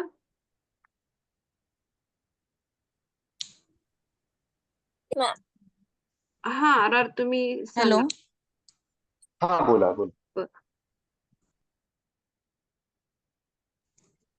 मी ओके, मला विचारलं आवाज मला नाही आला. हा आवाज नाही मला पोचला, पण मला तुमचा कॉन्टेक्स्ट लक्षात आला की एखाद्या ठिकाणी मला जॉब लागतो आणि मी जातच नाही, तर अशा वेळेस काय करावं, बरोबर ना? Yes yes sir. म्हणजे ओके, सो ते त्यावेळी त्यांच्या जनरलाइज. वागण्याची ती रिजिडिटी आहे का? हा ओके ओके ठीक आहे. सो त्याचं उत्तर आपण जे जनरलाइज उत्तर आहे तर त्या डिस्कशन मध्ये आता आपण जाऊ.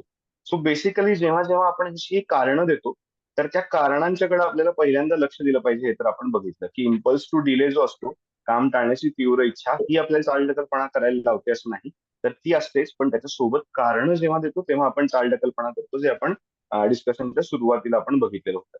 तर ह्या कारणांच्याकडे पहिल्यांदा आपल्याला लक्ष दिलं पाहिजे. कारणं काय सांगतात?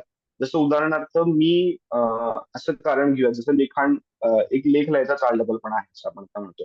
तर त्याच्यात काय होतं की जेव्हा मी हा लेख लिहायला बसणार आहे आणि मला असं वाटतं की नकोच, थोडंसं मला कसं तरी वाटतं की ते होणारच नाही, तर जर मी ती गोष्ट करण्यासाठी स्वतःला तरी पण पुश केलं तर ही गोष्ट कशी असेल, हा आपण स्वतःला प्रश्न विचारायचा.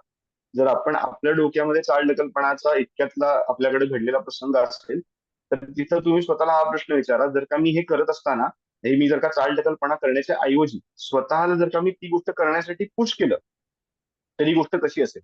तर अनेकदा आपल्याला असं उत्तर की छान असेल, पण ती छान नाहीये म्हणून तर आपण चालढकलपणा करतो. तर जर का आपण स्वतःला ती करण्यासाठी पुश केलं तर ही गोष्ट कशी असेल? तर ती गोष्ट आपल्याला अनेकदा डिस्कम्फर्टिंग वाटते किंवा अनेकदा फ्रस्ट्रेटिंग वाटते, अनेकदा अनकम्फर्टेबल वाटते. सो याची उत्तर ही आज इरिटेटिंग वाटते. त्या 4-5 पद्धतीची उत्तर आपल्या समोर येतील की हे करताना मला फ्रस्ट्रेशन येईल, हे करताना मला डिस्कम्फर्ट वाटेल, हे करताना मला अनकम्फर्टेबल वाटेल किंवा हे करताना मला इरिटेशन वाटेल. आणि हे इरिटेशन कशा पद्धतीचं आहे हे जर का आपण विचारलं तर त्याचं एंड पॉइंट हा आहे की हे इरिटेशन, हे फ्रस्ट्रेशन, हा अनकम्फर्टेबलनेस, हा डिस्कम्फर्ट मी टॉलरेट करू शकत नाही, मी सहन करू शकत नाही. तर त्या व्यक्तीची चालढकलपणाच्या कुठल्याही टाईपमध्ये सहन करण्याची ताकद कमी पडते असं तिला वाटतं. आता सहनशीलतेबद्दल बोलायचं असेल तर आपल्याला आणखीन एक वेगळा तास डिस्कस करायला लागेल.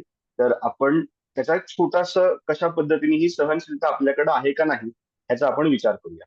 तर जर आपल्या समोर टेररिस्ट आला आणि टेररिस्टने आपल्याला गन पॉइंट वरती ठेवलं आणि म्हणाला की जर का अजिंक्य तू हे काम नाही केलं आय विल शूट यू, तर तुम्ही काय करणार?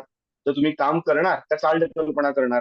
तर जरी मला सहन होत नसेल असं मी म्हणत असेल तरी पण मी चालढकलपणा नाही करणार, मी ते काम पूर्ण करणार. का? मला टेररिस्ट शूट करण्याची भीती वाटते. जर का मी ते सहन करू शकत नाही तर मी चालढकलपणा कसा काय म्हणते ते काम कसं काय करतोय?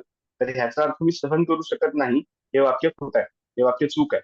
आपण सहन करू शकतो, सगळ्या गोष्टी सहन करू शकतो. जोपर्यंत आपला मृत्यू होत नाही तोपर्यंत आपण सायकोलॉजिकली सगळ्या गोष्टी सहन करू शकतो. पण आपण स्वतःला सांगतो की हे मी सहन करू शकत नाही. मग जर सहन करू शकत नाही हे वाक्य खोटं आहे. मग आपल्याला जे डिस्कम्फर्ट वाटतोय हा काय आहे, तर तो आपल्याला आवडत नाही. तर चालढकलपणा कमी करायचा असेल तर हा जो फॉर्म्युला आहे सीबीटी मध्ये सांगितलेला हा आपण नक्की लक्षात ठेवू. रादर सॉरी, आरईबीटी मध्ये सांगितलेला तो आपण लक्षात ठेवू, की मला अशा पद्धतीने लिहायला लागतोय, मी लिहायला स्वतःला पुश करतोय, ही गोष्ट डिस्कम्फर्टिंग आहे, मला हा डिस्कम्फर्ट आवडत नाही, पण मी तो सहन करू शकतो आणि तो सहन करणं माझ्या फायद्याचं आहे. हे शेवटचं वाक्य खूप महत्वाचं आहे. आणि तो डिस्कम्फर्ट सहन करणं माझ्या फायद्याचं आहे. कारण जोपर्यंत फायदा नाही तोपर्यंत आपण कुठलंच काम करण्यासाठी आपला मेंदू मोटिवेटच होत नाही. आणि दुसरं ह्याच्यामध्ये, की जर आता मी म्हणालो की आपण जगातली कुठलीही गोष्ट सहन करू शकतो आणि समजा आपल्याला कोणीतरी येऊन हाणलाच तर आपण तो सहन करायचा आहे का? काय म्हणायचंय, त्यांनी आपला मृत्यू होतोय का? तर टेक्निकली मृत्यू होत नाहीये, पण म्हणून आपण तो सहन करायचा का? नाही का? तर ती गोष्ट आपल्या फायद्याची नाहीये. त्याच्यामुळे ज्या आपल्या फायद्याच्या गोष्टी आहेत, चालढकलपणा हा फायद्याच्याच गोष्टी खरं तर प्रोक्रॅस्टिनेट काय म्हणायचं पुढे पुढे ढकलत असतो. तर त्या गोष्टी माझ्या फायद्याच्या आहेत हे जर का आपण स्वतःला सांगितलं तर आपण तो चालढकलपणा कमी करण्यासाठी चांगल्या पद्धतीने पुढे जाऊ. तो चालढकलपणा कमी करण्याचं जर का आपण जनरलाइज उत्तर बघितलं तर हेच आहे की तो जो डिस्कम्फर्ट आहे स्वतःला पुश करण्याचा हा आपल्याला आवडत नाही, पण मी तो सहन करू शकतो आणि तो सहन करणं माझ्या फायद्याचं. राईट. इथे आणखीन एक प्रश्न आलाय, तर तो आधी घ्यायचा का? निखिल विप्रदास यांचा विचारून झालेला आहे. मला असं वाटतं त्यांनी प्रश्न विचारले. थोडं आपण ताई वेळेकडे पण बघूयात. हो, हा शेवटचा प्रश्न घेऊ आणि मग कारण ह्याच्यामध्ये त्यांनी असंही उपायाबद्दल सांगा असंही म्हटलेलं आहे. तर हम्म. अनकॉन्शियस किंवा सबकॉन्शियस माइंड मध्ये याबद्दल काय घडतं, असं एक त्यांनी विचारलेला आहे प्रश्न. मी माझ्या वाचनामध्ये चालढकलपणा आणि अनकॉन्शियस सबकॉन्शियस ह्याच्याबद्दलचं खरं तर काही आलेलं नाही. त्यामुळे आय गेस मी त्याचं उत्तर देण्यासाठीचा व्यवस्थित व्यक्ती आहे असं मला वाटत नाही. पण काय म्हणायचं आपण ह्या डिटेलमध्ये अनकॉन्शियस सबकॉन्शियस, तुमचा प्रश्न बरोबर आहे की त्याच्यामध्ये काय घडत असतं. बिईंग अ सायकोलॉजिस्ट आपल्याला त्यातलं इंजिनिअरिंग माहिती पाहिजे. पण जरी आपल्याला ते इंजिनिअरिंग माहिती असतं तरी सगळ्यात शेवटी आपण हे लक्षात ठेवलं पाहिजे की चालढकलपणा हा बिहेवियरल प्रॉब्लेम आहे. येस. आपल्याला आपली वागणूक सुधारल्याशिवाय तो तो काय म्हणे की तो आपल्यापासून दूर होणार नाही. त्यामुळे आपण कितीही प्रयत्न केला, सबकॉन्शियस अनकॉन्शियस, समजा आपण अगदी म्हणूया की कॉग्निटिव्ह लेवलला की मी असं करेन जीटीडी प्लॅन ठरवला, मी सगळे स्वतःला स्टेटमेंट सांगितले, मी असं म्हणलं की गोल हे इमोशनल नाहीये, गोल हे मटेरियलिस्टिक आहे, सगळं सांगितलं आणि आपण कृती नाही केली तर याचा अर्थ आपण चालढकलपणा केला. राईट. म्हणजे सुरुवातीलाच तुम्ही एक्सप्लेन केलेलं आहे की इट इज बिहेवियरल इश्यू. तर सो येस. अनकॉन्शियस आणि subconscious mind. Okay. Nikhil Vipradas यांना आणखीन एक प्रश्न विचारायचा आहे, तेवढा एक घेऊयात आणि मग तुम्ही उपायांकडे वळलात तरी चालेल. Yes, thank you. हाच उपाय आपण एक सेकंड निखिल, एक मिनिट. उपाय हाच की सहनशीलता हा त्याच्यावरचा उपाय ओके. तुम्ही म्हणाल. येस. येस. आणि बाकीचे जनरलाइज जे काय म्हणायचं त्या चालढकलपणाचे टाईपचे जे उपाय आहेत ते आपण त्याच वेळेस घेऊ. त्याच वेळेस घेतलेले आहेत. राईट. ओके. हा. मला विचारायचं होतं की आपण एखाद्याचं अनुकरण बघतो, म्हणजे समजा मी व्यायाम नाही करत आणि एखादा व्यक्ती वरचेवरच व्यवस्थित व्यायाम करतो, तर ती गोष्ट पण मला डिमोटिवेट करते. तर या प्रकाराला काय म्हणायचं? म्हणजे समोरची व्यक्ती जर एखाद्या व्यवस्थित टाइमली उठून व्यायाम करतोय, तर त्या गोष्टीने मी इन्स्पायर होऊन करायला हवं ऍक्च्युली. हा, हम्म. तर मी तसं न करता ते निगेटिव्ह घेतो. आणखीन मी त्याही म्हणजे मी माझंही करतच नाही आणि म्हणजे त्याचा फायदा मी करून घेत नाही थोडक्यात. तर ह्या प्रकाराला काय ओके. तेव्हा म्हणायचं? तुमच्या डोक्यात काय येतं? तेव्हा नाही, रागच येतो. काय राग येतो आणि राग की ती येतो करते की आणि करते हां, ते करतेत, मी करत नाही. त्याच्यामुळे म्हणजे मला करायला गिल्ट लावते वाटतं. येतो. हां, म्हणजे गिल्टही येतो, पण तो जास्त येतो आणि मग त्याच्यामुळे ओके अजूनच न करावंसं वाटतं. Okay okay. सो इथं पुन्हा तेच की आपण इमोशनल स्टेट मध्ये जातो. ओके.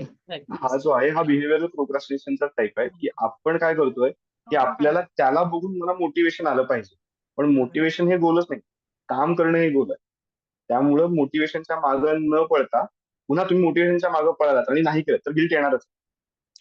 त्यामुळं हा बिहेवियरल प्रोक्रॅस्टिनेशन आणि अँशियस अफ्रेड प्रोक्रॅस्टिनेशनचं एक कॉम्बिनेशन आहे खरं तर. तर तिथं तुम्ही त्या व्यक्तीला बघितलं काय आणि नाही बघितलं काय, किंवा प्रत्येक जण कशा पद्धतीने बघेल, प्रत्येकाचा दृष्टिकोन वेगळा वेगळा.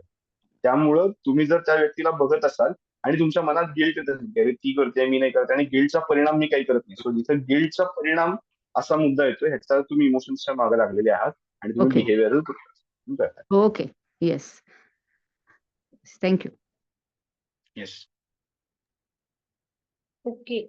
हा म्हणजे एकच मिनिट, म्हणजे मला परत म्हणायचं होतं की मी अनुकरणातनं मला प्रोक्रॅस्टिनेशन वरती मात नाही करता येणार थोडक्यात. नाही नाही अनुकरणात नाही. पुन्हा तुम्हाला मोटिवेशन मिळेल आणि हे हा. मोटिवेशन काय म्हणू की काही दिवसांसाठी टिकेल, पण हा. आपल्याला काम करायचं हेच लक्षात ठेवायचं. ओके. येस. ठीक आहे. थँक्यू. ओके. सो अजून कोणाला काही प्रश्न आहेत का? कारण उपाय झालेले आहेत सांगून, जो एक महत्वाचा उपाय आहे तो. आणि बाकी प्रत्येक टाईपच्या वेळी त्यांनी सांगितलेलं आहे की त्यातून बाहेर कसं पडायचं, हे प्रत्येक टाईपच्या वेळी सांगितलेलं आहे. आणि हे अजिंक्य सरांना काही कोणाला प्रश्न विचारायचे आहेत का?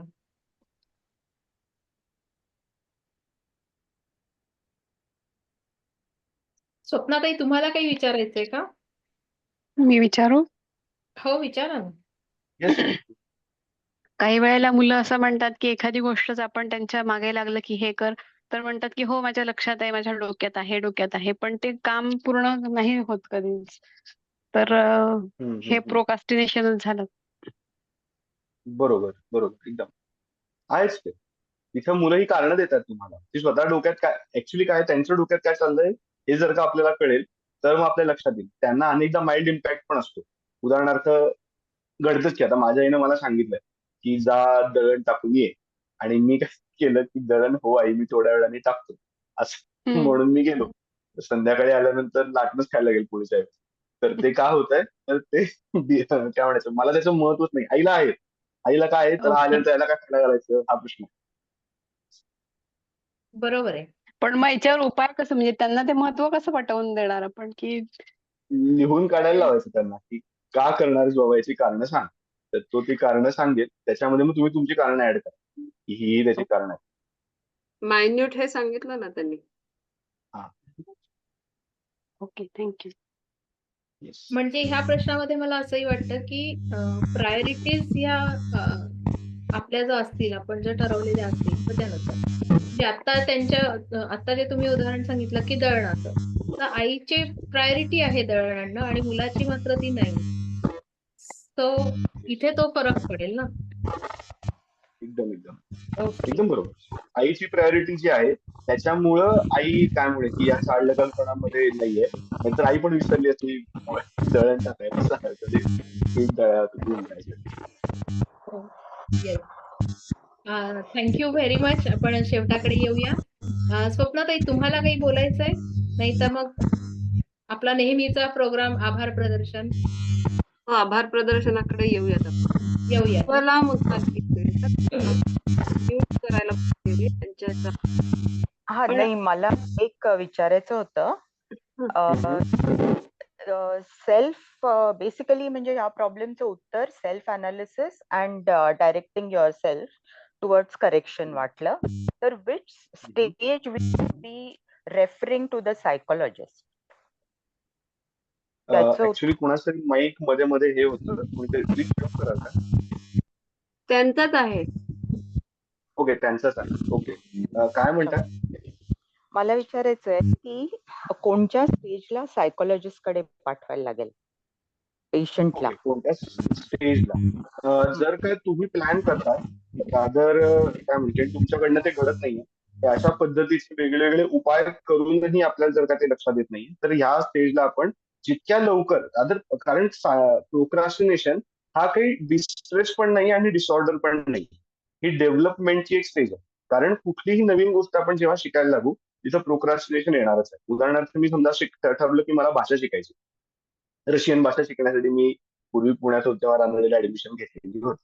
तर त्याची काय म्हणायचं माझा वर्ग 3ऱ्या मजल्यावरती म्हणून मी जायचं टाळायचो. सो 3ऱ्या मजल्यावरती हे कारण झालं आणि मग मी तिथून चालढकलपणा करायला लागलो. सो कुठलीही गोष्ट जेव्हा डेव्हलपमेंटच्या स्टेजमध्ये आपल्या समोर असते तर तेव्हा तेव्हा आपण चालढकलपणा करतोच. जेव्हा आपल्याला लक्षात येईल की हा या ह्याच्यातनं मला स्वतःला जी प्रोग्रेस अपेक्षित आहे ती प्रोग्रेस माझ्याकडनं घडत नाहीये तर त्यावेळेस आपण नक्की सायकोलॉजिस्ट लोकांचा सल्ला तिथं घेतला पाहिजे. ठीक आहे. Thank you. Very Yes, nice welcome. Session. Thank you very much Ajinkya sir.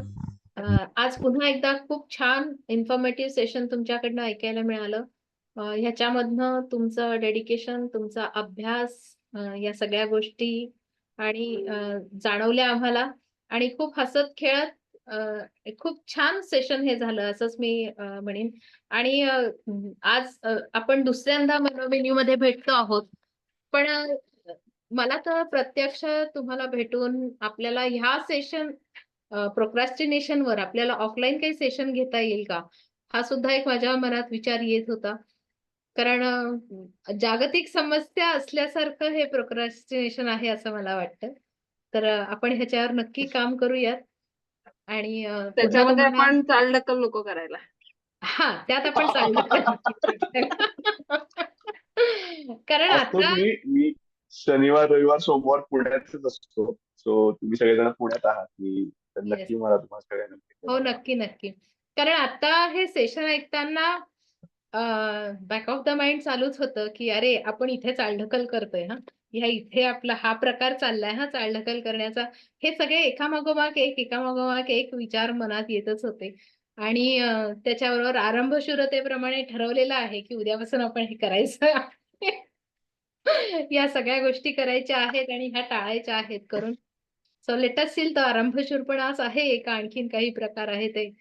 तर थँक्यू व्हेरी मच. खूप छान सेशन झालं आणि पुन्हा आपण नक्कीच मला पण भेटूयात. फार मजा आली. येस. म्हणजे आधी मला 9 वाजून 10 मिनिटांपर्यंत माझ्या घड्याळाकडे लक्ष होतं ऍक्च्युली. आणि हा. त्याच्यानंतर मग डायरेक्ट 10 वाजून 10 मिनिटं मी आता बोललो. हो. त्यामुळं सगळेजण छान आपण मजा घेत होतो. त्यामुळे मलाही छान वाटलं तुमच्या सगळ्यांना. हो. आणि आज उच्चांक गाठलेला आहे आपल्या पार्टिसिपंट्सनी. आपल्याकडे जे पार्टिसिपंट होते आज 93 च्या पुढे आकडा गेला होता. तर त्यामुळे ते आम्हाला आणखीन जास्त छान वाटलं. तर सगळ्या प्रेक्षकांना सुद्धा धन्यवाद. आणि दर सेशनला पण त्यांनी अशीच मोठ्या संख्येने उपस्थिती ठेवावी अशी पण त्यांना हे आहे. आणि खरं आता 68 झाले आहेत, पण तरी एक अनाउन्समेंट मला करायची होती.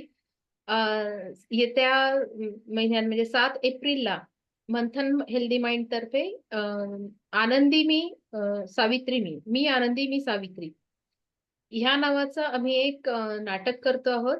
स्वप्नाताई, मी आणि नीता केळकर आम्ही तिघींनी ते लिहिलेलं आहे. आणि स्त्री जीवनाचा प्रवास त्याच्यामध्ये आम्ही दाखवण्याचा प्रयत्न केलेला आहे. तर त्याची ऍडव्हर्टिजमेंट किंवा त्याचं इन्व्हिटेशन जे काही आहे तर ते आम्ही ग्रुपवर पाठवूच. तर जितक्या जास्त शक्य असेल जितक्या जास्त लोकांना तर त्यांनी ते नक्की अटेंड करावं अशी मी त्यांना विनंती करते. आणि त्याचबरोबर दुसरी आणखीन एक अनाउन्समेंट मला अशी करायची होती की RABT आणि CBT ह्या दोन्ही थेरपीज ज्या आहेत तर त्या आपण भारतीय कॉन्टेक्स्टमध्ये किंवा भारतीय परिवेशात आपण त्या पूर्णतः वापरू शकत नाही असा काहींचा अनुभव आहे. सो भारतीय परिप्रेक्ष्यामध्ये आपण ती कशी वापरू शकतो त्या दोन्ही थेरपीज. तर ह्या थेरपीजचा एक ऑफलाईन आम्ही कोर्स डिझाईन केलेला आहे. तर त्याच्यामध्ये ज्यांना जितक्या जास्त लोकांना पार्टिसिपेट करता येत असेल तर त्यांनी नक्की करावं. त्याची पण आम्ही ऍडव्हर्टिजमेंट ग्रुपवर टाकणारच आहोत. तर ह्या 2 अनाउन्समेंट मला करायच्या होत्या. आणि थांबूयात आपण स्वप्नाताई. सगळ्यांना मनापासून धन्यवाद. आणि गोडसे सर तुम्हाला पण खूप मनापासून धन्यवाद. आणि आपण नक्कीच भेटूयात पुन्हा चालढकल न सर म्हणू करता. नका प्लीज. अजिंक्यच म्हणा मला. येस. गोडसे. चालेल. गोडसे जर ऐकायला पण फार अजिबात चांगली. हो. तर मग आपण नक्की भेटूयात चालढकल न करता असं मी पुन्हा एकदा म्हणते. आणि आपण इथे थांबूयात. ओके. Thank you so much. शुभरात्री. शुभरात्री.